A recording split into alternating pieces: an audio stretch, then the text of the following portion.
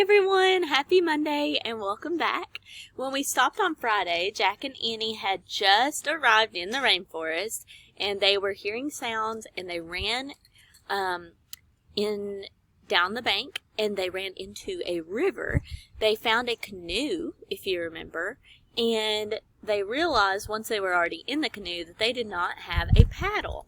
So they were going to have to figure out some way to get down the river and away from the ants, the flesh-eating ants. So, let's go ahead and pick up where we left off. We are on chapter 5, and it is called Pretty Fish. Squeak! Annie patted the little mouse in her pocket. It's okay, Peanut.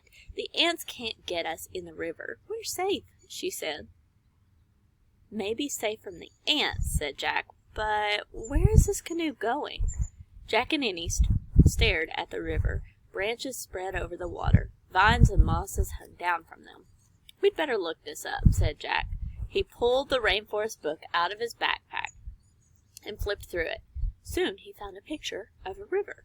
He read, The Amazon River stretches over 4,000 miles from the mountains of Peru across Brazil to the Atlantic Ocean. The river basin contains over half of the rainforests in the world. Jack looked at Annie. We're on the Amazon River, he said. It's more than 4,000 miles long. Wow, said Annie. She looked at the river. She trailed her hand through the water.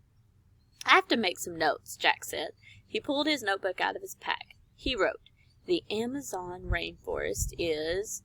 Jack, look at those pretty fish with the teeth, said Annie. What? Jack glanced up from his writing. Annie was pointing at some blue fish swimming near the boat. The fish had red bellies and razor-sharp teeth. Annie says that these fish are pretty. Do you think Jack thinks so? Why not? What do you think these are? Watch it! Cried Jack. Those aren't pretty fish. They're piranhas.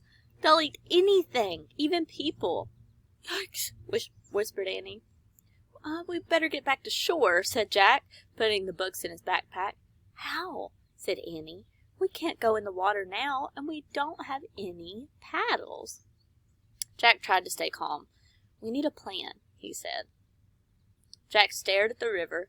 The canoe would float under some vines. I'll grab a vine, said Jack, and pull us to shore.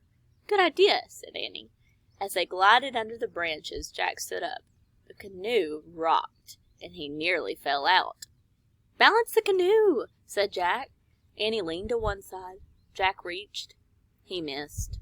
The canoe floated under more branches. Jack reached for another thick vine. He grabbed it. It was cold and scaly. It wiggled.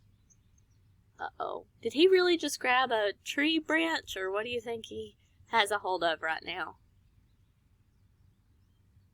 Ah! Jack screamed and fell back into the canoe.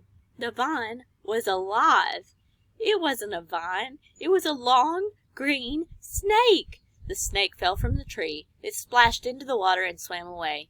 Oh, man, said Jack. He and Annie stared in horror at each other. What now? Said Annie, making a face.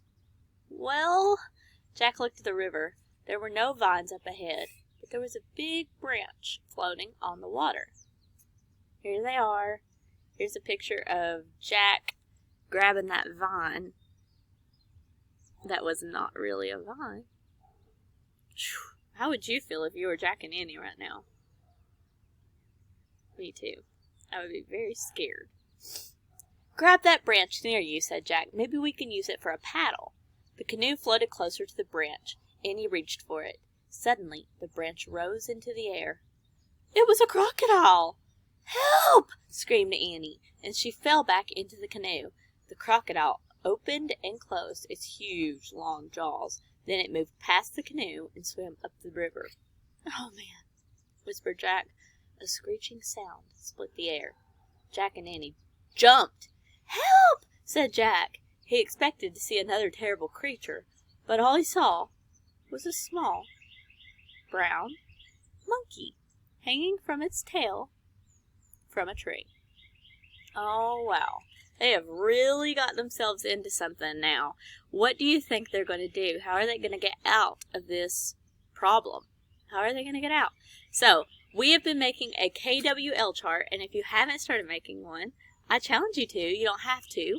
Or you may also make a problem solution flowchart, make a box and write the problem, draw an arrow to the solution.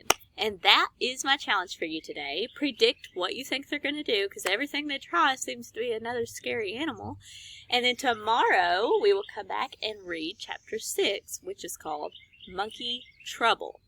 So, if you were going to write that you thought the solution would be the monkey, maybe keep in mind that the chapter is called Monkey Trouble, so I'm not sure how much help it'll be. We'll have to wait and find out.